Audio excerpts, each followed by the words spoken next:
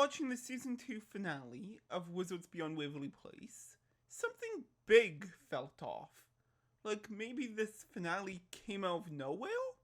I went back to rewatch some previous episodes and found something big that explains everything. And it was right in front of us this whole time.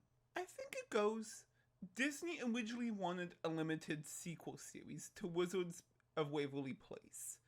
Then, late in production on season 1, Disney executives really enjoyed the direction and wanted it to be an ongoing show, greenlighting it for a second season. The showrunners, needing to act fast, decided to move the season 1 finale to season 2, reworking season 1 to set up the show going forward. This created a ripple effect that made all these problems. Let's start by putting together what I believe was the airing order and how the season was supposed to play out. I think the story is pretty good up to episode 5, with these episodes being more filler, but allow us to get to know Billy and her new relationships. Then we jump ahead to episode 11, where we finally learn about what happened to Justin and why he was fired from WizTech. This episode also strengthens the Justin and Billy relationship, as well as giving us an early look at the wizarding world. Next we'll have the episode Hit Me With Your Best Spot, an episode that will continue Billy's story about her need to compete and not feeling like she has a family. Then we get Ready Player One, where we will conclude this storyline with Billy finally feeling comfortable in her new family and accepting being a Russo.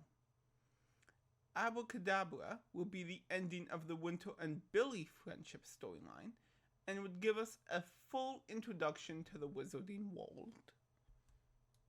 This leads us to Raiders of the Lost Archive and would finish Justin's arc, giving him peace as he finally rejoins the wizarding world and also gets to see the prophecy. Howdy with a Chance of Gumballs would pick up right where we left off as we learn more about the prophecy and its origin. This would bring us to the season finale, where Billy sacrifices herself for the Russos, bringing the story full circle and to its intended conclusion. This lines up perfectly. If you cut out all the filler episodes from season 1, you're left with one big continuing story that fits nicely into 12 episodes, a fairly standard length for a streaming show. One of the weirdest things about Wizards Beyond Waverly Place is how it ignores canon. Roman and Milo are born without powers, despite the prequel clearly showing wizards inherit their abilities. But what if it was intentional? Because the show was supposed to be a limited series, focusing on the prophecy storyline, but then was renewed for season 2 late in pre-production. This would also explain why Roman and Milo don't get their powers until the finale, because there simply was not time to explore the other characters. To fix this, they probably brought in Silas Evellini and moved what was supposed to be the season 1 finale to the season 2 finale. Does it seem at all odd that the 3 main characters are just copies of Alex, Max, and Justin? But what if this was another side effect of the last minute change?